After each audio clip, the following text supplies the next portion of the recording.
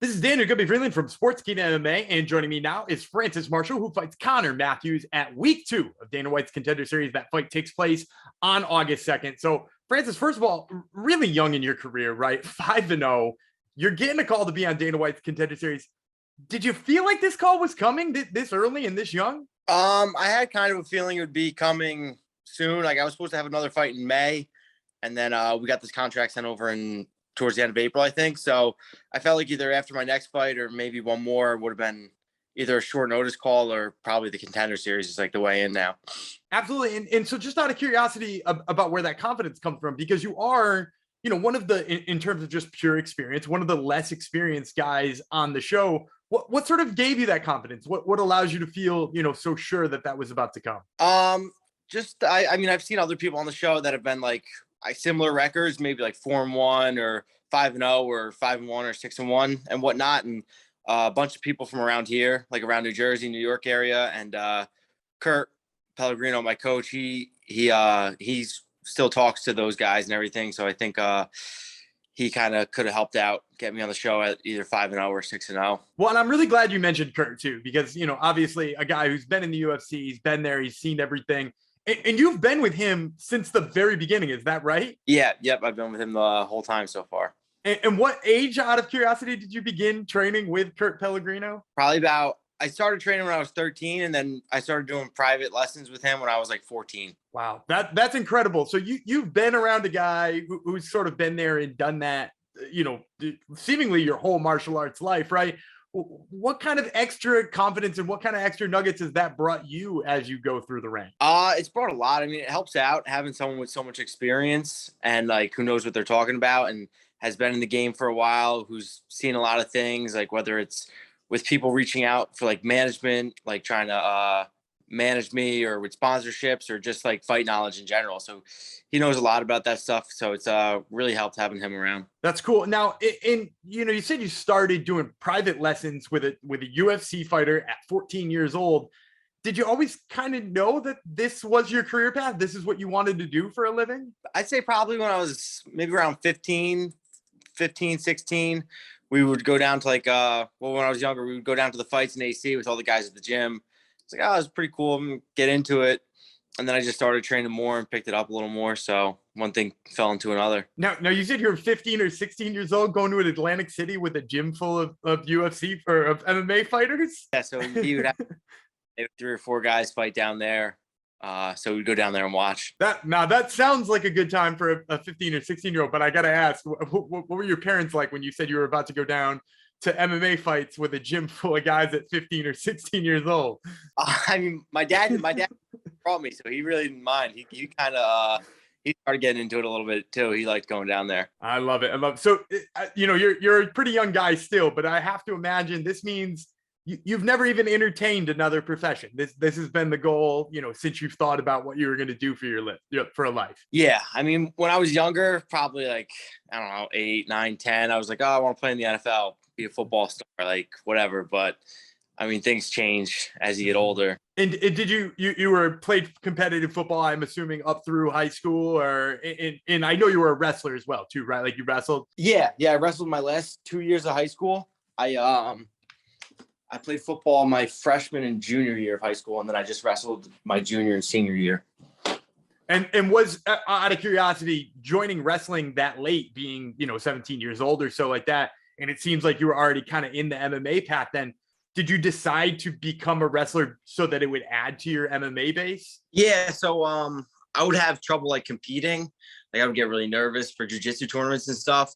So Kurt told me to wrestle to get the experience of just getting on the mat and getting out in front of the crowd and stuff.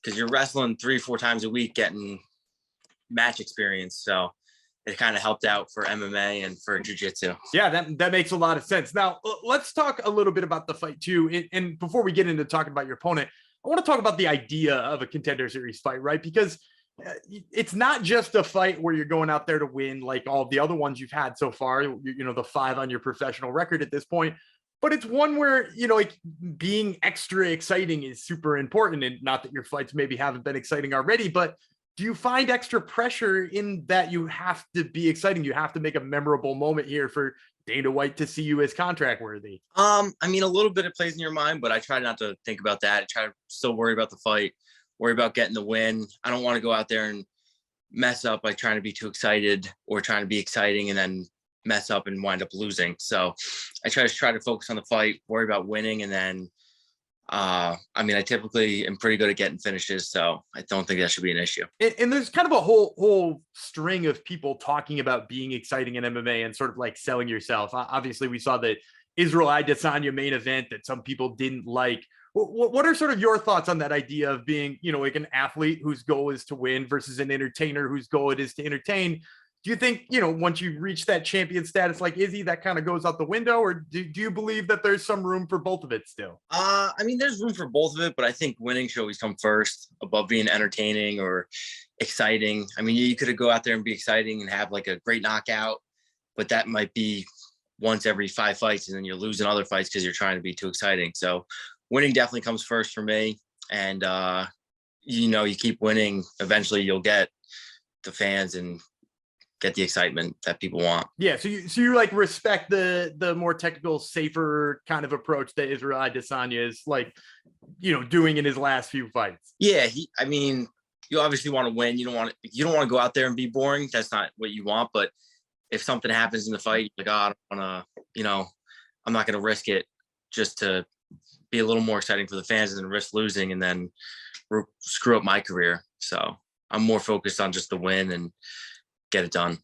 I like that. I like that a lot. So let's talk about the actual matchup itself and being in the Apex too, because like you've said, you've been places to see plenty of MMA fights before. You were in Atlantic City with UFC fighters as a coach and stuff like that. Have you thought about what the Apex feels like? If it feels like a different animal, if it feels like something you're in there, what are your thoughts on, finally getting to walk through those, hollowed doors? I mean, it's going to be definitely a little bit different. I mean, the environment just itself, being in Vegas, being at the UFC Apex, like their facility and whatnot. But I think if anything, it might be a little bit easier because they don't have fans there. So it's kind of like you're going into a sparring session rather than a fight with 1,000 fans or 2,000 fans. And I know you mentioned before that when you were younger, you had like a lot of anxiety going into grappling tournaments and stuff. Is that something you still feel like you deal with quite a bit as a professional in front of, like you said, a couple of 1,000 fans when in your regional fights? Yeah, I mean, I get nervous still. I think everyone still gets nervous before a fight. Like if you say you're not nervous, I mean, I either think you probably didn't train hard enough or like, I don't know, maybe you just don't care. But I think that's something that you just learn how to deal with the nerves. Like when high level guys, they still get nervous, like championship fighters and stuff like that.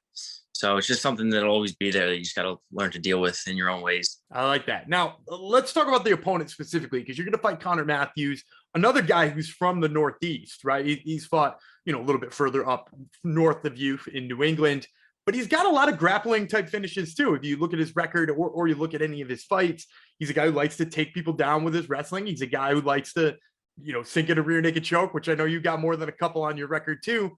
What are sort of your thoughts on the fact that you got kind of a similar stylistic matchup to yourself? I mean, I kind of like it. I mean, he's obviously good. He's 5-0 as well with 5 finishes. So he's definitely dangerous a little bit on his feet too. I think looking at his record, I mean, you see submissions, but then when you watch the fights, he's knocking these guys down and then finishing them on the ground. So he's definitely a well-rounded guy. And I think it'll be a good fight. Looking forward to it. Absolutely. And now you mentioned watching film and watching your opponents. I know every fighter has got kind of a different take on what that looks like, for yourself, for your game planning. Do you do it with your coaches? What's it look like for you when you're breaking down a fighter who might possibly be an opponent and what you do to get ready for him? I typically try to find fights that I could like watch and you could get some information out of, like something like usually the longer fights or whatnot, stuff like that, just so you get more film on the fighter. And then I usually watch it a couple times, wait a couple weeks, maybe watch it again, rewatch it. I don't really get too obsessive with it where I'm watching it every day, because then I don't want to get so worried about my opponent and worry about what they're doing and then forget about me. And then do you bring ideas in to talk with Kurt? I'm assuming Kurt does a lot of your game planning with you and preparation. Do you talk that kind of stuff with him about what you've seen in the fights, or is it something that he does almost like separate game planning with? He does almost like separate. I mean, I'll tell him some things that I see and then like he'll say, okay, do that. but usually he'll watch it a couple times and then say, all right, do this, this, and this. And it's been working so far. So it certainly has. Now, I always like to end these things by getting a prediction from my fighters. You know, you're going in there August 2nd, you're facing Conor Matthews. How do you see it ending? I don't know. It's tough. I mean, he's a tough kid. I think it's going to be a very close, tough first round. Maybe either we're standing and banging or feeling each other out a little bit, because I know you got to respect his power, and I feel like he might have to respect my striking or my wrestling a little bit. So it'll be a close first round, and then we'll open up in the second round probably and see how it goes from there. It's tough to give a prediction. Yeah. Oh yeah. I always like to ask anyway. So before I let you go, I always like to also give you the floor here. You know, do you got sponsors? Do you want to shout out a coach? Where can people find you on social media? Floor is yours here. Sponsors. I have a bunch right now. It's hard to name them all. So I just thank all of them. I don't want to miss one and forget. Just thanks to all the sponsors that have been helping me out. And then my Instagram is at FrancisMarshall1. You can find me there. Awesome. Thank you so much, Francis. And once again, this has been Francis Marshall, who fights Conor Matthews at week 2 of Dana White's Contender Series. That fight on August 2nd. Thanks again, Francis. Thank you.